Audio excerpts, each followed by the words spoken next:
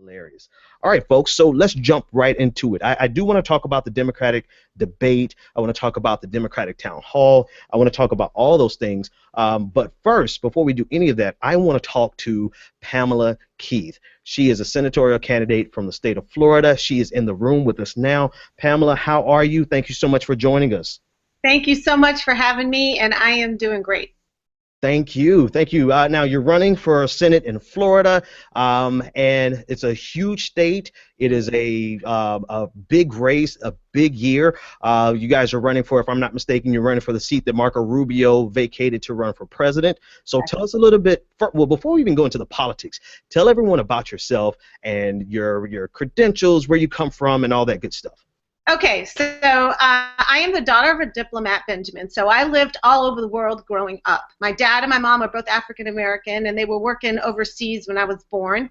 I was born in Turkey. I lived in Morocco. I lived in Syria. Then we moved to the States. My parents divorced. I was living in Oakland, California with my mom while she finished up her undergraduate school.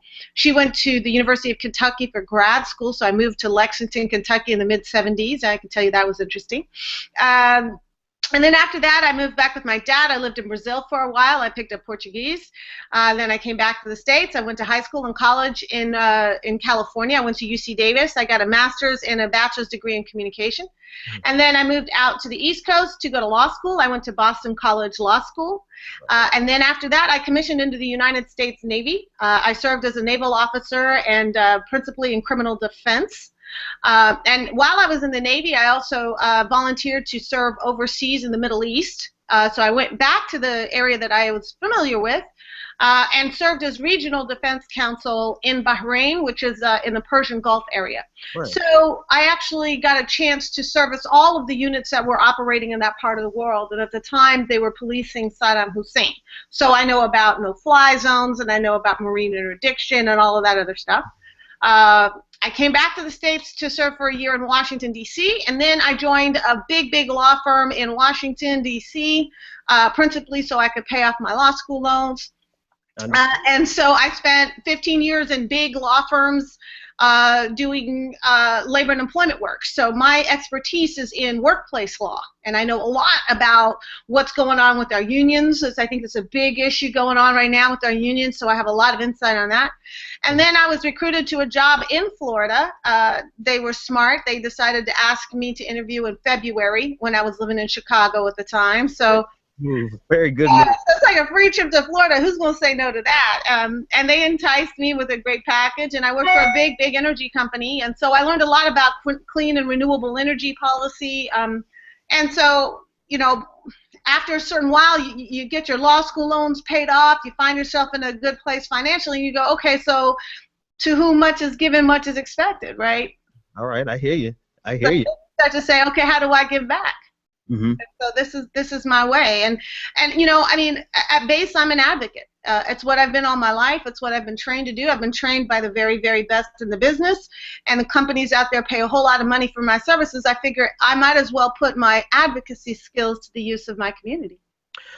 Absolutely. Okay. You said a lot there. You said a lot, and I'm feeling what you said. You know, the first time I got a chance to meet you, or actually I heard you speak, I don't think I got to meet you that night, but I met you at a sad occasion, actually. I met you in Boynton Beach at the musical celebration for Corey Jones, the friend of mine who was killed by the police officer there in Palm Beach Gardens, and this was the number one thing we're talking about tonight. Let me circle back, is the fact that you are running for this seat that Marco Rubio has vacated. You're running against Alan Grayson, and you're running against... I'm running strong against them. I'm only what, 4 points behind Alan in the polls, and I have no money, no name recognition, no backers, no nothing.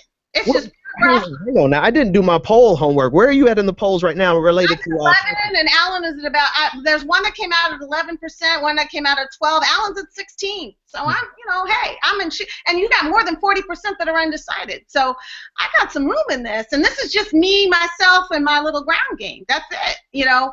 and the media, that half of the media that still refuses to even admit that I'm in this race. Yeah. I mean, the utter disrespect shown to a candidate is just really mind-boggling. You know, it's one thing to say I'm not going to put in a newspaper article that there's, you know, 8 candidates that have registered or filed papers that have never shown up anywhere for anything. But I headlined at the Florida Democratic Party convention. Okay, and I killed it. So for them to say, oh, well, we're not even going to recognize that there's a black woman in this race, and then they're going to turn around and say, oh, but we desperately need black votes to win this. Right. See, that's how that's going to go. We'll see if that works. All right, all right. Pam, thank you so much for joining us. There's like at least 20 things that we left unspoken tonight. At least 20. At least. And you saw how we can go into the weeds. We got a little bit into the weeds, not even that deep into the weeds on the union issue, but I know that we could probably dig down a whole lot more. So promise me that you'll come back and we'll just talk about some policy. Tell everyone how they can get up with you, how they can support you, and what's the very next thing you need to happen. Get to pamkeith.com. It's easy. That's my website. I have tons of stuff on there. I put policy, I put blog stuff, all kinds of stuff. Check me out on Facebook. I'm at Pam Keith for U.S. Senate on Facebook. I also have my own Pam Keith Facebook.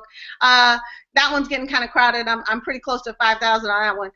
But Pam Keith for U.S. Senate on Facebook. Check me out on Twitter at Pam Keith 2016. I tweet. And these are my thoughts. They're not my staffers' thoughts. Right. I don't put out trite talking points. You know, I put myself out there, and that means that I'm subject to criticism from time to time, but that's okay.